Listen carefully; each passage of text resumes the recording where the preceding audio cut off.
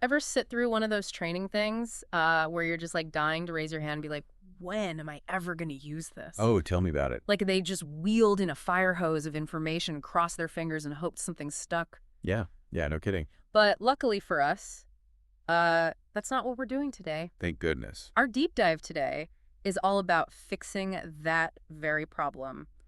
How to make training actually stick. Right. We're tackling lesson mapping with the godfather of instructional design himself, Guy Wallace. The Guy Wallace. Yeah, have you heard of him? Oh, yeah. Big fan. So he's written a ton on this stuff. He's written a whole stack of books on this stuff.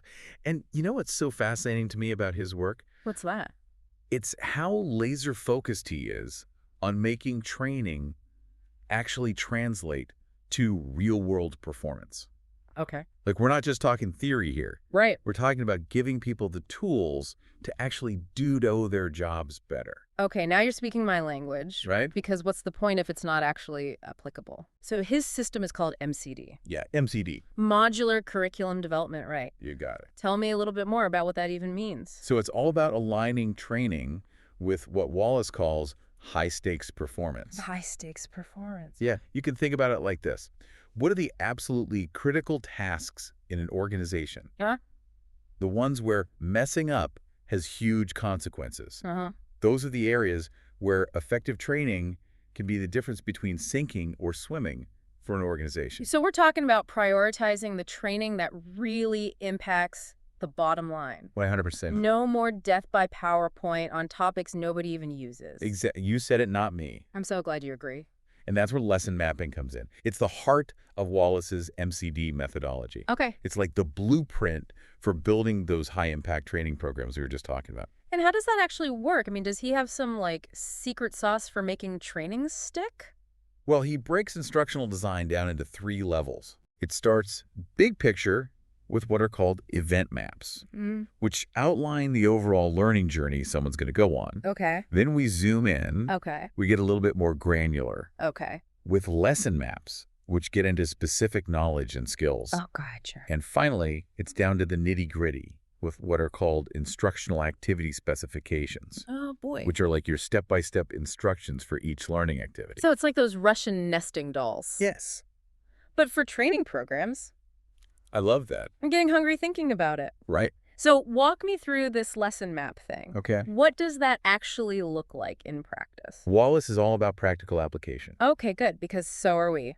He actually walks you through a scenario in the book where you're creating a lesson map on the fly, right in the middle of a meeting. Wait, hold up. In a meeting? Yeah. Like while people are watching? Yeah. That's kind of intense. He's all about being agile and responsive to real-time needs. But the key takeaway is that he emphasizes applying these concepts immediately, I like that. not just talking about them in theory. Okay, that's something I can definitely get behind. Right. So if I'm trying to create one of these lesson maps, what's my first step? Okay. Do I just start listing out everything someone needs to know about a topic?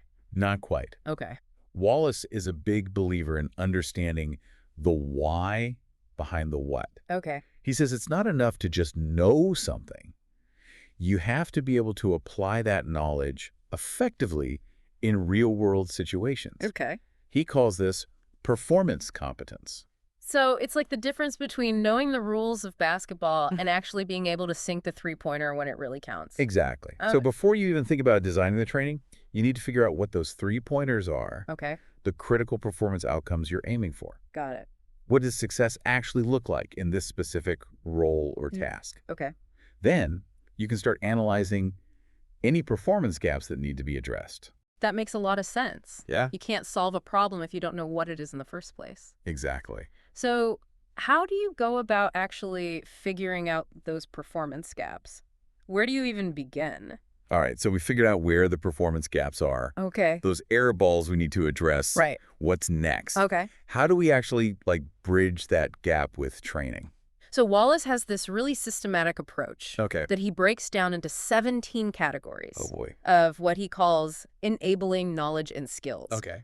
And this part really blew my mind when I first read it. Okay. He's basically created this master checklist Okay. for analyzing what someone needs to know Okay. and be able to do O to be successful in a given role. Hold on. 17 categories. 17. I'm already overwhelmed. I know it sounds like a lot, Yeah. But it's not as daunting as it sounds, Right. because these categories cover everything from like industry standards Right. and company policies Got it. to those softer skills. Like communication and problem solving. Gotcha. And the idea is you wouldn't necessarily use all 17 Okay. for every single training program that you design. Right. Yeah. You're going to pick and choose the ones that are most relevant Okay.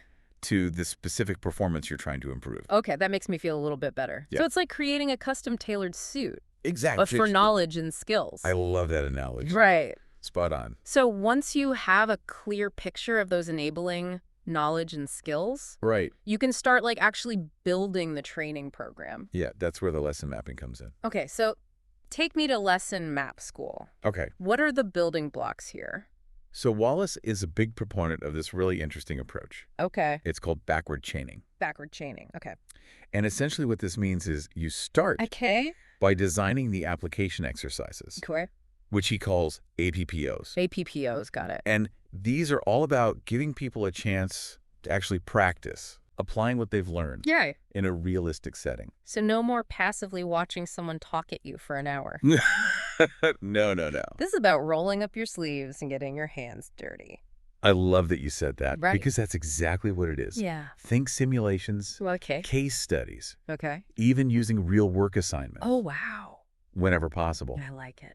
And the cool thing is, Wallace is a big proponent of providing feedback Okay. during these APPOs, Okay. not just waiting until the end Right. to see if people got it. Right. He actually gives you specific strategies for giving feedback Okay. that actually helps people improve their understanding Okay. and build confidence as they go. That makes a lot of sense because it's like having a coach right there with you, Exactly. guiding you as you practice those 3-pointers. Yes, exactly. And speaking of coaches, Okay. that's where what are called demos come in, Demos. demonstrations. These are all about showing people what good performance looks like. So it's one thing to tell me how to shoot a basketball, Right. but it's a whole other thing to see Steph Curry drain a 3-pointer right in front of me. 100%. And by providing these concrete examples, Yeah. you're helping people bridge the gap Yeah. between understanding the concept and actually being able to do it themselves. Oh, okay. I like it. Right. So we've got APOs for practice, Yes. demos for inspiration. Yeah. What else goes into this lesson map masterpiece? The final piece of the puzzle Okay. is what are called NFOs. Inevovos. Okay. And this is the information I that love people need Uh-huh. to make sense of the demos Hmm. and prepare for those application exercises. So it's not just throwing information at people and hoping it sticks. Ew. You're strategically feeding them the information they need Yes. right when they need it most. Exactly. And remember that backward chaining approach we talked about. Yeah. You actually start by designing the APPOs. Then you design the demos. Okay. And then finally, you design the INFOs. Wait, so you're saying I should start at the end Yes. and work my way backward? Essentially, yes. That seems counterintuitive. It does. But I kind of love it. It's one of those things, once it clicks, it's Yeah. like, oh my goodness. Yeah. This is brilliant. Okay, so by focusing on those application exercises first, Right. you ensure that every piece of information Yes. and every demonstration Yep. is laser focused on helping people master those skills Exactly. that they actually need to succeed. Yes, and I think that's a really important point. Okay, this is clicking for me now. Okay. I've got my APPOs, Yes. my demos, Yep. my NFOs. You got it. I'm basically a lesson mapping maestro at this point. You're well on your way. What happens next? Well, Wallace breaks the entire design process Okay. down into 10 specific steps. Okay. And we've really just scratched the surface here. There are more steps. There are a few more. Don't leave me hanging. Don't worry, we'll get there. Okay. But I think for now, the key takeaway is that Wallace provides a really clear roadmap Okay. for creating training that is both engaging Yeah. and effective. Okay. He doesn't just tell you what to do. Right. He shows you exactly how to do it, Okay. step by step. Okay, my brain is doing the wave right now. love it. Backward chaining, APPOs, demos. This is good stuff. It's a lot, It is? but it's good stuff. But it's good stuff. Yeah. Okay, so you mentioned there are 10 whole steps in Wallace's design process. Right. What happens after we've got our lesson map masterpiece all laid out? What's next? So the next few steps are all about taking that blueprint that we've created Okay. and turning it into a real live training program. Okay. We're talking about fleshing out those APPOs, Right. demos, and NFOs with all the details. Okay. Like creating actual materials, Right. activities, even scripts if you're doing any kind of video or online components. So it's like going from that rough sketch on a napkin to a full-blown architectural plan. Yes, exactly. And just like an architect wouldn't just hand the plans off to the construction crew Right. without double-checking everything. Of course not. Wallace is a big believer in testing and refining your training before you unleash it on the world. Makes sense. You don't want the training equivalent of a leaky roof because you skipped a step. Exactly. So how do you actually go about testing training? Wallace is all about getting feedback from the people who matter most. Okay. And those are the learners themselves Of course. and the subject matter experts. Okay. He actually suggests bringing them together for these structured review sessions Okay. where they can poke holes in the training, Okay. offer suggestions, and really make sure that it's going to hit the mark. I love that he emphasizes getting everyone at the table. Yes. It's like those old cooking shows where they'd make someone from the audience come up and taste the dish. Yes. You want to know if it's actually good. Exactly. You want to get that feedback. Yeah. And this whole process of testing and refining, Yeah. it's ongoing. Okay. It's not like you test it once and you're done. Right. Wallace is all about continuous improvement, Right. always looking for ways to make the training even better. Okay. So it's constantly evolving. Yes, exactly. That's music to my ears because it's like that saying, Rome wasn't built in a day. Right. And neither is a killer training program. And neither is a killer training program. And, one more challenge that Wallace tackles that I found really fascinating Okay. is he calls it the problem of non-conscious knowledge. Non-conscious knowledge. Okay. That sounds kind of mystical. It does sound a little woo-woo, doesn't it? Yeah. Are we training Jedi mind readers now? Not quite, but it's almost as tricky. Okay. So he's talking about how really experienced people Okay. often struggle to actually explain how they do what they do. Okay. Because they've been doing it for so long, it's become second nature. Right. But that makes it really hard to actually train someone else to do it Yeah. because they can't articulate those hidden steps Right. and thought processes. I've totally been there. Right? It's like trying to explain how to ride a bike. Exactly. You just kind of DO it. You don't think about it. Right. And so Wallace offers some really interesting techniques Okay. for uncovering that hidden knowledge. Okay. And one that he talks about is called cognitive task analysis, Okay. which sounds very complicated. It does. But it's basically about breaking down those complex tasks Okay. and figuring out what are the underlying thought processes Okay. and decision points. So you're almost like reverse engineering someone's expertise. Yes, exactly. Okay, sign me up. I need to add that to my toolkit.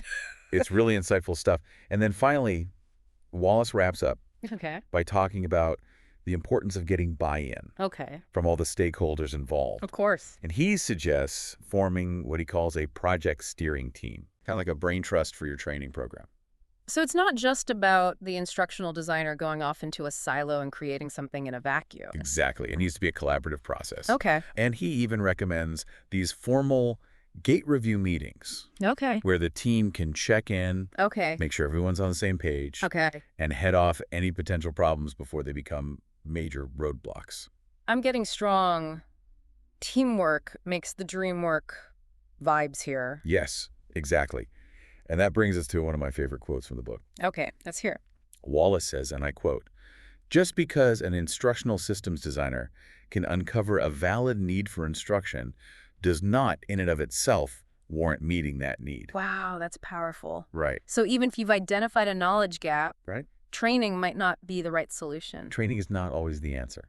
Wow. Sometimes there's a better solution. Okay. Right. So it's about being really strategic and intentional, Exactly. not just jumping into training because it's the easy answer. 100%. And I think that's what makes Wallace's approach so valuable. Okay. He gives you this framework for creating training that is not only effective, Yeah. but also truly makes a difference in the real world. This has been such an eye-opening deep dive. It's really its stuff. I feel like I've got a whole new arsenal of tools and strategies for creating training that actually works. That's what we like to hear. Yes. And to all of our listeners out there, thank you so much for joining us on this incredible journey Yes, thank you. into the world of lesson mapping. Absolutely. And until next time, keep learning Keep learning. and keep diving deep. Dive deep, my friends. Yeah.